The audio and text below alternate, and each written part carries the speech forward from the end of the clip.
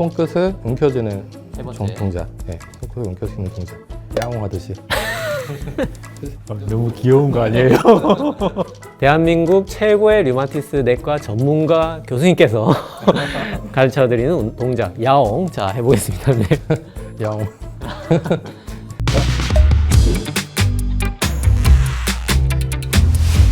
네, 안녕하세요. 운동한 내과 스탁팀입니다. 지금 영상 보시는 우리 60대 누님들, 퇴행성 관절염, 소위 말해서 골관절염 너무 고생 많으시고, 또 30, 40대 물론 이제 남성분들도 계시겠지만 여성분들 특히 류마티스 관절염으로 너무나 많은 고통 지금 받고 계실 텐데, 이게 워낙 또 카더라가 많습니다. 그래서 손 관절염의 카더라를 완전히 종식시킬 수 있는 우리나라 최고의 권위 있는 기관, 대한 류마티스 학회에서 올해 손관절 보호를 위한 10대 생활 수칙을 발표를 하셨고, 그 수칙을 직접 만드신 교수님 두 분께서 오늘 이 자리에 나와 주셨습니다. 제가 정말 어렵게 모셨습니다. 그래서 오늘 이런 손관절염의 운동법이라든지 평소 관리법에 대해서 올바른 정보 들어보는 시간 갖도록 하겠습니다. 안녕하십니까. 저는 창원 경상국립대학교 병원 류마티스 내과에 근무하는 김현욱입니다. 저는 대한류마티스 학회에서 홍보위원으로 활약하고 있고, 이 손관절염 보호 10대 생활수칙을 만드는 데 있어서 함께 참여를 해서 오늘 유튜브에 출연할 수 있는 계기가 된 것 같습니다.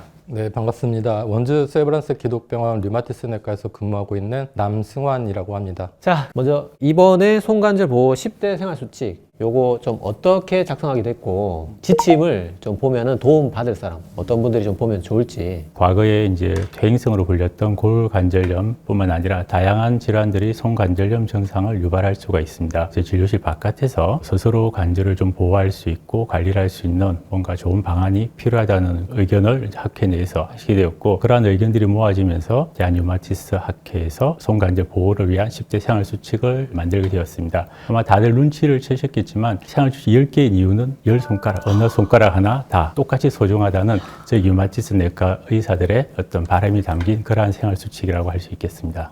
그럼 바로 1번 수칙부터 여쭤보겠습니다. 손에 무리가 가는 동작은 피하세요. 이런 수칙인데, 어떤 동작들이 특히 좀 더 무리가 되고 좀 피해야 될지. 실제로 이제 손가락에 어떤 순간 강한 힘이 주어지거나 순간 많이 비트는 동작을 하는 경우들도 이제 나쁜 동작으로 이야기를 하고 있고요. 실제로 이제 진료실에서 상담을 하다 보면 요즘에 이제 겟잼이라든지 차병을 비틀어서 이제 열다가 보면 순간 무리가 가서 통증을 호소하시는 경우도 있고요. 또 빨래라든지 아니면 행주 한두 개 정도는 내가 뭐 세게 비틀어도 되겠지 하고 순간 이렇게 강하게 짜시다가 통증을 많이 호소하시는 경우도 있습니다. 그리고 저도 한 번씩 그런 경우가 있는데, 종량제 봉투 같은 걸 이렇게 묶어 놓으면 딱 고리가 생기잖아요. 그죠? 거기 저도 습관적으로 손가락 하나 정도 걸고 이렇게 되는데, 환자분들께서도 무심결에 그런 종량제 봉투 무게를 가늠을 잘 못하시고 한두 가지 손가락으로 걸어서 올리다가 손가락이 젖혀진 느낌이 생기면서 통증을 호소하시는 경우도 있습니다. 그리고 최근에 그분이 워낙 뜨개질을 좋아하셨는데요. 손이 좀 좋아지시다 보니까 옛날 생각이 나서 한 2-3주 정도를 하루에 그냥 틈만 나면 서너 시간 가까이를 계속 뜨개질을 하시다가 증상이 재발해서 오셨던 경우도 있고, 또 어떤 분께서는 어떤 특정 책들을 아침 일어나시면 필사로 시작하신 분이 계셨는데 관절의 순간 좀 안 좋아짐을 느꼈다, 이런 문의를 하셨던 분도 계셨습니다. 손을 사용하지 말자가 아니라 좀 올바른 방향으로 사용할 수 있도록 좀 실천 가능한 그런 방안을 제시하고자 합니다. 사실 이제 통조림 따는 거는 남편한테 좀 맡기고,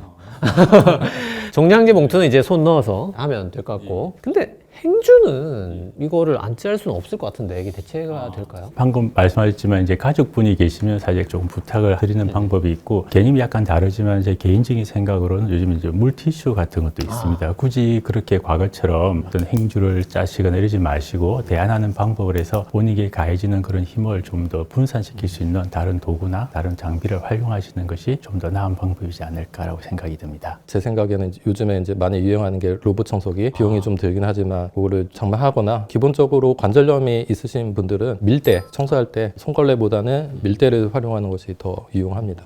두 번째 수칙이 바로 이제 보조도구, 손가락을 위험한 동작을 막아줄 수 있는 이런 보조도구를 좀 어떤 것들이 있을까요? 주방 환경에서 구할 수 있는 조력자와 사무 환경에서 구할 수 있는 조력자, 두 파트로 크게 저희가 생각을 했었고요. 우선 주방 환경을 보자면 병뚜껑을 돌려서 따거나 할 때 최근에는 이게 다목적 오퍼너라고 해서 안쪽에 고무 밴딩이 있거나 약간 톱니바퀴 같은 게 있어서 이게 맞물리면 미끄러지지 않고 병을 수월하게 딸 수 있는 그런 생활 도구도 있고, 그리고 일일이 이제 칼질을 해가면서 이전에 야채를 다듬으셨다면 그 칼질했던 순간 힘이 들어가지 않습니까? 다양한 채칼도 있고, 저도 어릴 적에 어머니를 도와드린다고 이게 절구공이에 마늘을 많이 빻았었습니다. 층간 소음의 문제도 될 수 있고 한데, 그런 어떤 마늘 빻는 것도 최근에 다목적 다지기라 해서 여러 가지 마늘이라든지 이걸 다질 수 있는 그런 생활 도구들이 있습니다. 그런 도구들을 활용해 보시는 것도 좋을 것 같고요. 사무 환경 쪽에서는 컴퓨터 작업을 상당히 많이 하실 겁니다. 그러다 보니까 기본적으로 어떤 인체공학적 키보드나 인체공학적 마우스, 손목 받침대 정도를 비치하시는 것도 하나의 방법이 될 수 있을 것 같고, 또 하나 조금 더 여건이 되신다면 이게 높낮이를 조절할 수 있는 책상, 높낮이가 맞지 않으면 아무리 손목 보호대를 쓴다 하더라도 손목 각도나 이렇게 틀어지기 때문에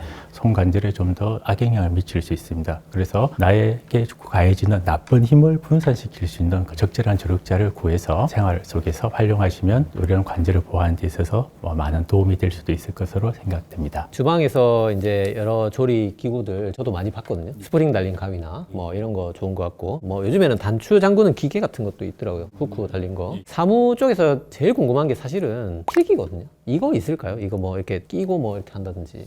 어린 학생들은 이렇게 펜 굵기를 초등학생 조금 굵게 나오거나 펜을 잡는 데 있어서 보조되는 그런 고무 재질 같은 물건이 있는 것으로 알고 있고요. 나중에 어떤 보호대와 어떤 보조기 파트에서 보면 손가락에 이렇게 이제 관절의 중간마디나 끝마디에 이렇게 감거나 이렇게 연결해서 하는 보호대는 나오는 걸로 알고는 있습니다. 세 번째 수칙, 참 이것도 정말 요즘에 너무 궁금한데, 디지털 기기 사용. 저도 이게 사실 이제 휴대폰 이렇게 딱 여기 새끼 손가락 걸고 하거든요. 그러니까 거는 줄도 몰라요. 이렇게 보다 보면 이게 걸려 있어서 아플 때가 많은데, 바르게 사용하는 법이나 뭐 어느 정도가 과사용인지. 디지털 기기 사용 요즘에는 이제 선택이 아니라 사실 필수라고 생각이 들고요. 일부 이제 최근에 연구에 보면 스마트폰을 아무래도 오랫동안 사용할수록 당연히 또 손목이나 손 관절에 또 무리가 되고 또 회복할 수 있는 시간이 이제 줄어들기 때문에 어떤 부담이 갈 수 있다라는 당연한 결과지만 그게 이제 공식적으로 나왔다는 데 의미가 있을 거고요. 그리고 또 하나는 이제 최근에 뭐 엄지족이라고 해서 엄지손가락을 가지고 다 이렇게 하지 않습니까? 그러다 보니까 상대적으로 오른손 엄지에 관절 증상이 많이 동반된다는 그런 데이터도 있고요. 방금 말씀하신 휴대폰을 이렇게 걸고 쥐게 되니까 오른손은 엄지손가락이 안 좋아지고 왼손은 손바닥 부분들이 통증이 더 증가된다는 그런 데이터도 있습니다. 따라서 단순히 스마트폰을 이제 손에 쥐는 동작을 하시게 된다면 스마트폰 거치대를 차라리 옆에 두시고 거기 얹어 두시는 게 하나의 방법이 될 수 있고요. 그리고 이제 이런 과사용에 대한 시간상 정의를 명확하게 아직까지는 없기 때문에 스마트폰이나 어떤 디지털기 사용하시면서 내 몸이 보내는 신호를 잘 감지하시는 것이 더 중요할 것 같습니다. 손에 통증이 있거나 손의 경직감이 지속된다면 그럴 때는 과감하게 잠시 내려놓으시고 가벼운 스트레칭이나 운동을 해주시는 게 도움이 될 것 같습니다. 여담으로 말씀드리면 이제 누워서 휴대폰을 이제 많이 잡고 보시는 분은 순간 이렇게 힘이 빠지면서 폰을 놓쳐서 자기 폰이 이제 얼굴에 떨어지는 경험을 한두 번 하셨을 겁니다. 그만큼 오래 잡고 있는 동작은 이렇게 손에 힘이 빠지는 것도 올 수 있기 때문에 이렇게 누워서 활용할 수 있는 거치대도 있으니까 그런 것을 활용해서 자기 손뿐만 아니라 얼굴도 같이 보호하시면 좋을 것 같습니다. 제가 뭐 집에 거치대가 있으니까 집에서는 떨어뜨린 적은 없는데, 가끔씩 이거 촬영 때문에 출장 갈 때 없어가지고 이거 뭐 몇 번 맞은 적 있는데. 저도 마찬가지입니다. 류마티스 교수님도 얼굴 맞으신다는 거. 네. 제가 한 말씀 더 드리면은 아까 이제 핸드폰 쓸 때 저도 그렇습니다. 이렇게 엄지손가락을 많이 쓰게 되는데요. 이렇게 많이 썼을 때 가장 흔하게 아픈 손가락 부위 중에 대표적인 게 엄지손가락 관련해서 가장 기저부, 여기 손목 가까운 부분, 여기 통증이거든요. 저도 이렇게 많이 하다 보면은 여기가 아픕니다. 그래서 핸드폰 많이 쓰고 계시면 아마 뻐근하고 할 때 이 부분을 만지시면은 좀 통증이, 압통이 느껴질 겁니다. 그래서 그런 경우에는 과사용을 했구나, 조정을 하셔야 되고, 뭐 온찜질을 하든 가벼운 마사지를 하든 자세 바꾸고 보조기 사용하고 그렇게 해야 되는 신호가 왔다라고 생각하시면 좋을 것 같습니다. 습관이 중요하기 때문에 엄지손가락 한 손가락으로 너무 활용하지 마시고 다른 손가락으로 활용하셔서 좀 공평하게 배분을 하시면 좋을 것 같습니다. 엄지손가락 손목 관절염이 한 10년 지나면 오른쪽에만 정말 많이 올 것 같습니다. 환자가 진짜 대량 양산될 것 같은데, 가능하면 이렇게 검지를 이용한다든지 해보시는 게 좋을 것 같습니다. 네 번째, 이게 제 생각에는 지금 영상 보시는 시청자분들 가장 궁금한 포인트가 아닐까 싶은데, 결국 이제 내가 직접 개입하는 운동, 지금 아프니까 당장 이거 좀 치료해보고 싶거든요. 이런 손 관절염 운동법 구체적으로 좀 보여주시면 좋을 것 같고 한번 소개 부탁드립니다. 손 관절은 안 쓰면 굳고 적절하게 사용하면은 기능이 유지가 됩니다. 그렇기 때문에 적절한 운동을 꾸준히 하는 것이 굉장히 중요하고요. 가장 쉽게 따라할 수 있는 운동, 손관절염 환자분들을 위해서 말씀을 드리면은 손을 이렇게 뻗는 운동입니다.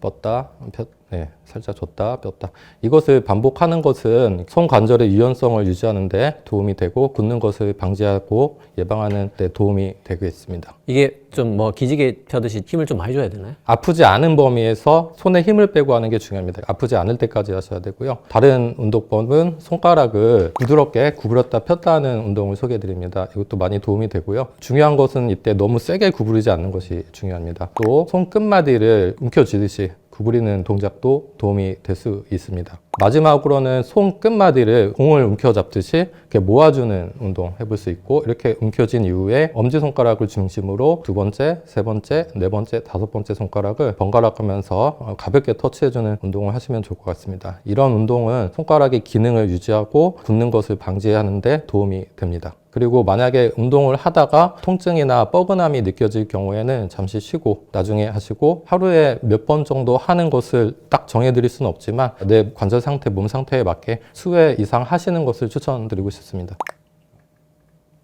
지금 영상 보시는 분들 한번 따라해 보시면 좋을 것 같아요. 이 펴는 거죠. 오리는 게 아니고. 피는 겁니다. 이건 피는 목적으로 하고 있고요. 네. 기지개 펴듯이 너무 세게 하지 말고. 너무 세게 하지 마시고 네네. 부드럽게 한다. 두 번째 거는 손을 구부리는 겁니다. 이게 손바닥의 가운데 관절을 중심으로 구부립니다. 이것도 마찬가지로 너무 강하게 하지 않는 것이 중요합니다. 천천히 하고 부드럽게 한다. 그리고 아플 정도로 강하게 해서는 절대 안 된다라는 것이 핵심입니다. 이게 양쪽 다 번갈아 해야겠죠. 네, 맞습니다. 동시에 하셔도 될 것 같고요. 그리고 이제 손끝을 움켜쥐는 세 번째. 동작. 예, 손끝을 움켜쥐는 동작. 예, 야옹하듯이. 너무 귀여운 거 아니에요? 대한민국 최고의 류마티스 내과 전문가 교수님께서 가르쳐드리는 동작, 야옹. 자, 해보겠습니다. 네. 야옹. 네 번째. 움켜쥐는 동작, 공을 쥐듯이 동그랗게 말아주시고 손끝마디를 이렇게 움켜쥐고, 또 그 다음 동작으로는 엄지손가락을 중심으로 두 번째, 세 번째, 네 번째, 다섯 번째 번갈아 가면서 천천히 하십시오. 이것도 해보시면 좋을 것 같습니다. 가능하면은 좀 최대한 O자형에 가깝게 만들도록 좀 더 신경을 쓰면은 더 섬세한 운동이 되겠습니다.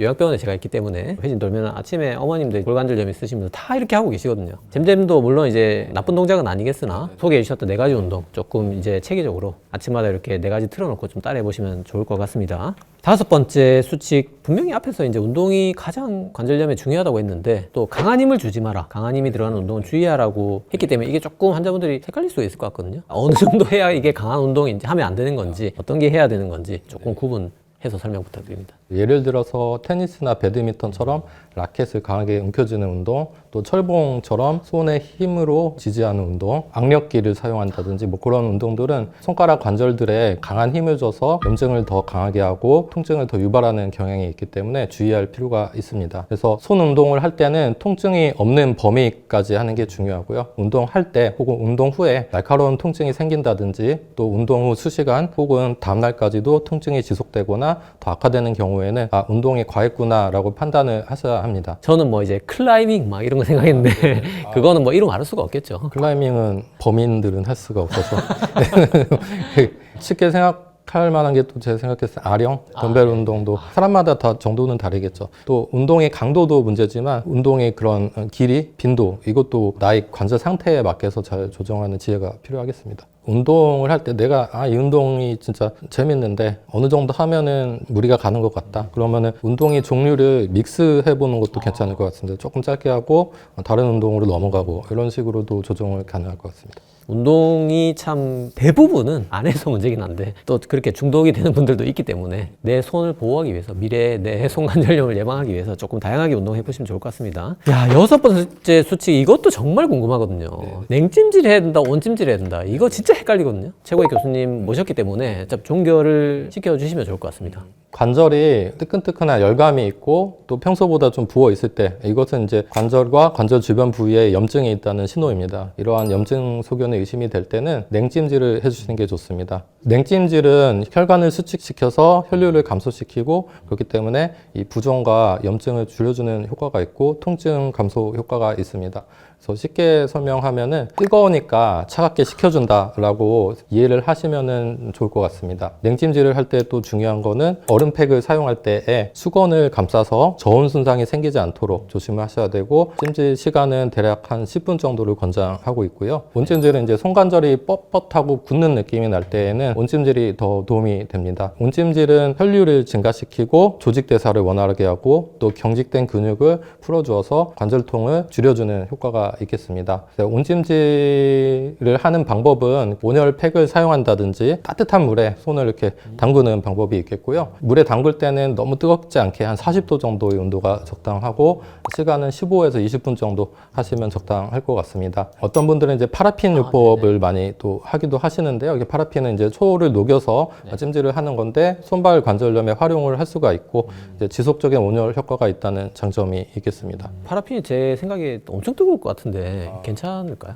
화상을 입을 정도로 뜨겁게 하면 당연히 안 되고요. 권장되는 온도는 45에서 54도 정도로 조절을 해서 하시는 게 좋겠습니다. 설정이 되는 겁니까? 네, 설정이 됩니다. 예, 결국은 냉찜질은 뜨거울 때, 온찜질은 굳을 때 맞습니다. 이렇게 외우시면 절대 이건 헷갈리지 않을 것 같고 추가적으로 조금 말씀을 드리면 냉찜질 하실 때는 혹시 이제 뭐 심혈관 쪽에 안 좋으신 분들은 너무 갑자기 차가운 걸 이제 닿게 되면 무리가 될 수 있으니까 조금 자제하시는 것도 고려를 하실 수 있고 또 차가운 것이 데이가 나면 우리가 알러지가 생기는 거, 냉 알러지 그런 분들도 사실은 조금 조심을 하시는 건 어떨까 그렇게 생각을 합니다. 각자 좀 특수 체질에 맞춰서 주의를 해야 될 것 같고 7번째 수칙 이번에 이제 보조기하고 보호대인데 이거 뭐 제 생각에 의료기 상가 가서 사야 될 것 같은데 요거는 좀 어떤 경우에 내가 사는 걸 고려해야 될지 차는 걸 고려해야 될지 보호대는 사실 넓은 의미에서는 보조기를 좀 포함하는 그런 용어라고 할 수 있는데 사실 이제 저희가 진료 시에는 조금 분리해서 개념을 좀 적용하고 있고요. 그래서 이 보호대는 관절을 완전히 고정하는 개념보다는 내가 어떤 관절을 사용을 해야 되는 데 있어서 가해진 압력이나 이런 힘을 좀 분산해주는 내가 관절을 조금 더 사용을 하는 데 있어서 보조적인 역할을 해주고 관절을 보호한다는 개념에서 보호대를 이제 이해하시면 더 좋을 것 같고요. 그리고 이제 보조기라는 부분은 관절을 안 움직이게 하는 도구라고 생각하시면 되겠습니다. 염증 반응이 심하거나 통증이 심할 때는 관절을 충분히 쉬어야 되기 때문에 관절의 움직임을 제한을 해서 충분히 한 휴식을 제공하는 것이 보조기라고 생각을 하시면 될 것 같은데요. 우리가 안 움직이게 되면 어떻게 될까요? 근육이 위압감이 위축이겠죠. 그렇죠? 네. 그래서 보조기 자체는 잘못 착용했을 때는 오히려 근육의 위압감이나 위축감이 올 수 있기 때문에 꼭 관절 전문가와 전문의와 상의를 해서 처방을 받고 본인에게 맞는 그런 적절한 사용 시간을 설정해서 사용과 어떤 휴식 시간을 갖는 것이 중요하다고 할 수 있겠습니다. 결국 보호대는 약간 움직임을 허용하는 거기 때문에 실제로도 이제 환자분들이 조금 편하게 구입할 수 있고 의료기 상가까지 안 가더라도 뭐 인터넷으로 구매도 가능한 것 같고 보조기는 이제 근위축이 잘못하면 올 수 있기 때문에 완전히 고정시켜 버리는 거기 때문에 처방을 받는 게 좋고 원리적으로도 또 받는 게 맞고 그런 개념이 되겠네요. 8번째 생활 습관입니다. 보통 우리 관절염의 뭐 생활 수칙이 보면은 이제 체중, 수면, 스트레스. 근데 수면 스트레스는 딱 봐도 이제 관절염이 안 좋을 것 같은데 체중이 제가 좀 연관이 언뜻 안 되거든요. 무릎도 아니고 손가락이 체중 관련이 있는지 수부 관절염의 기본적인 생활 습관 자세히 좀 설명 부탁드립니다. 과체중이 있으면 또 우리가 생활하면서 무릎뿐만이 아니라 그 손에도 무리가 좀 더 갈 수밖에 없고 뭐 손을 짚는다든지 그리고 과체중 자체가 염증에 악영향을 줄 수가 있기 때문에 관절염 악화와 연관이 있을 수 있고 또 여러 연구에서 과체중이 손관절염의 위험을 높인다라고 보고가 된 바가 있어서 저희가 이번에 권고안에 집어넣고요. 또 뭐 수면과 스트레스는 기본적으로 우리 몸은 수면이 부족하고 스트레스가 많으면은 통증 민감도가 증가되게 됩니다. 관절통을 더 크게 힘들게 느끼게 되고요. 또한 이것도 염증에 악영향을 줄 수가 있어서 저희 이번 권고안에서는 적절한 체중 조절 그리고 규칙적인 수면 또 스트레스 관리를 권장하고 있습니다. 전날 못 주무신 분들 굉장히 그 다음날 많이 아파하시는 분들 많거든요. 뭐 이거는 뭐 이론의 여지가 없을 것 같고. 근데 다만 이제 환자분들이 이제 손이 아픈데 살을 왜 빼라고 하냐. 이게 좀 이제 의아하신 분들 많을 건데 와 진짜 이 비만이 빠지는 데가 없는 안 끼는 데가 없는 거 같고 짚을 때 내 체중이 손가락에도 걸리니까 이거 분명히 영향이 있을 것 같고, 그런 게 아니어도 내장지방 자체에서 염증이 나오기 때문에 이게 손가락 관절염까지 영향이 있다는 게 참 체중을 어떻게든 조절을 해야 될 것 같습니다. 바로 이어지는 게 흡연주거든요. 이 애들은 뭐 더더욱 빠지는 데가 없는, 누가 생각해도 얘들은 빌런인데 이게 정말로 어느 정도로 안 좋은지. 일단은 흡연은 류마티스 관절염의 위험을 3.5배까지 높이는 아주 강력한 대표적인 위험인자입니다. 그리고 또 흡연 자체가 염증에 악영향을 줄 수가 있고 손끝으로 가는 말초 혈류를 감소시킬 수 있기 때문에 손 관절 건강에 악영향을 줄 수가 있습니다. 또한 과도한 음주는 관절염을 악화시킬 수 있고 관절염 환자분들도 복용하는 약들이 있으시기 때문에 약물 대사에 영향을 주기 때문에 저희 권고안에서는 금연과 또 절주를 권장하고 있습니다. 그러니까 류마티스 관절염에 국한된 얘기긴 하겠지만 흡연이 3.5배 250%. 골관절염에도 당연히 영향이 있을 것 같고, 정말 손가락 아프신 분들은 술, 담배는 반드시 최대한으로 줄이거나 끊으셔야 될 것 같고. 혹시 교수님 환자분들께서 딱 한 잔은 안 됩니까? 이렇게 이야기하고 그럴 때는 어떻게 하시나요? 사실은 이제 류마티스 관절염 환자 대상 연구에서 술을 적당한 양을 먹었을 때 오히려 류마티스 관절염 활성이 낮아진다라는 보고가 있습니다. 근데 그거를 환자분들한테 제가 말씀을 안 드립니다. 말을 안 하는 이유는 한 잔이 두 잔 되고 뭐 그런 것도 있고 전반적인 건강을 위해서. 제가 드리고 싶은 말씀은 담배가 궤양성 대장염을 낮춥니다. 근데 뭐 담배를 권할 수 없잖아요. 당연히. 예, 그럼 뭐 담배 피지 않는 분들이 내 궤양성 대장염 치료를 위해서 담배를 새로 시작하라, 이건 말이 안 되고, 대장염을 예방하고 대장암이 발생하거든요. 또 다른 질환과 더불어서 뭐 그 유사한 자가 면역 질환들 더 악화시킬 것들이 훨씬 많을 것 같고, 그게 수면 스트레스도 또 영향을 다시 또 주게 될 것 같고, 술을 먹던 분이 한두 잔까지로 줄인다는 건 말이 되지만 안 먹던 분이 이걸 한두 잔을 새로 먹어라, 이거는 당연히 그거는 말이 안 된다고 생각하고 이제 그런 말씀이신 것 같습니다. 감사합니다. 네.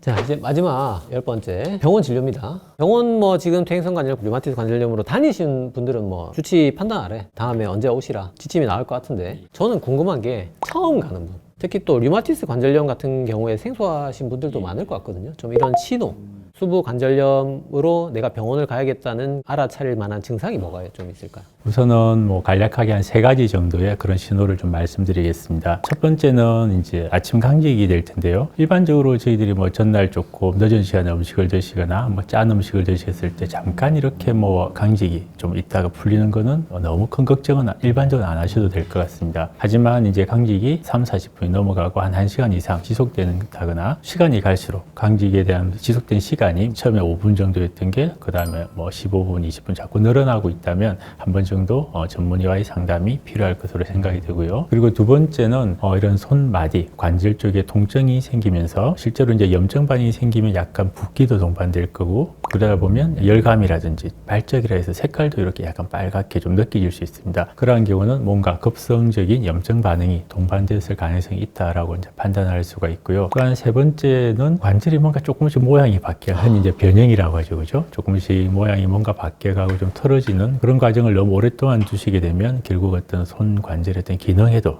향후에도 문제가 될 수 있는 위험 소지가 될 수 있기 때문에 3가지 정도의 신호를 내 몸에서 보낸다면 적극적으로 병원을 한번 방문하셔서 전문의와의 상담이 필요할 수 있다고 봅니다. 간혹 환자분들께서 오셔서 나는 참는 거는 정말 자신 있다고 하십니다. 그래서 내가 병원에 왔을 때는 이게 정말 어지간해서 온 건 아니다라고 하시는데, 참는 것은 다 미덕이 아닐 수 있습니다. 항상 모든 질환은 조기에 관리를 하고 일찍 치료를 들어감으로써 경과가 더 많이 좋을 수 있기 때문에 무조건 참지 마시고, 조금이라도 의심이 된다면 항상 관절을 치료하는 전문의와 상담을 꼭 해주시면 고맙겠습니다. 특히 이제 마디가 좀 굵어지고 반지가 잘 안 들어가네, 그런 이야기도 간혹 하시거든요. 그래서 사실 그만큼 변형이 올 때까지 본인의 손에 대해서는 무관심한 것 같습니다. 그래서 본인의 손도 좀 아껴주시고 또 몸이 보내는 SOS를 잘 감지하시는 것이 중요할 것 같습니다. 그 어머님들 반지 끼고 있는 게 되게 좋은 것 같아요. 예.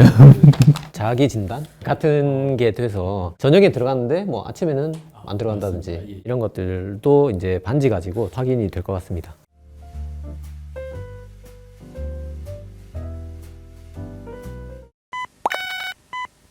이렇게 10가지 수칙 다 알아봤고 정말 출연해서 감사드리고 마지막으로 지금 이 시간에도 여러 가지 손 관절염이나 통증으로 고통받고 계신 분들이 계실 텐데 환자분들께 류마티스 내과 의사로서 마지막으로 좀 해드리고 싶은 말씀이 있다면 교수님부터 먼저. 손관절염은 어떻게 관리하느냐에 따라서 삶의 질이 크게 달라집니다. 너무 아파질 때까지 참지 마시고 오늘 저희가 알려드린 10가지 수칙 하나씩 실천해 보시면 좋을 것 같습니다. 작은 습관이 여러분의 소중한 손 건강을 가장 좋은 치료가 되겠습니다. 그런 거 좀 환자분들께 설명하면 좋을 것 같아요. 내가 정형외과 안 가고 왜 류마티스 내과를 가야 되지? 손이 아픈데 정형외과 가는 거 아닌가? 사실은 손가락이 아프든 무릎이 아프든 이게 전신질환일 수도 있어요. 근데 환자분들이 그거를 캐치하고 스크리닝 해주는 기능이 관절 류마티스 내과 이외에는 많이 안 됩니다. 그래서 굉장히 지연 진단 문제가 크기 때문에 정형외과의 어떤 기능을 절대 무시하는 게 아닙니다. 예, 치료 부분에서 뭐 수술뿐만 아니라 뭐 여러 가지 뭐 다양한 시술이라든지 이런 거 다 하죠, 당연히.